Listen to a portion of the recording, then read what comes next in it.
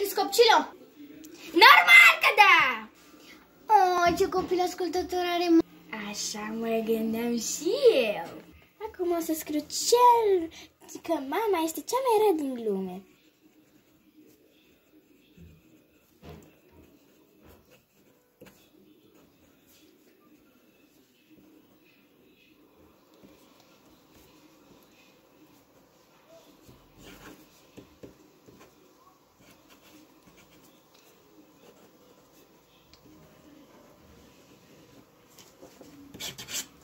Oh, am și uitat. Trebuia să scriu și mama că e proastă.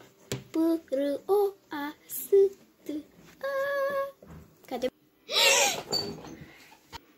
Cine e cea mai rea mama din lume și proastă? Îmi e frică să spun, dar oricum ești proastă și rea. Ce ai spus, mă? Asta ai scris tu pe foaie? Da, uite. Mama este cea mai rea. Mama proastă. Te pedepsesc 2 ani!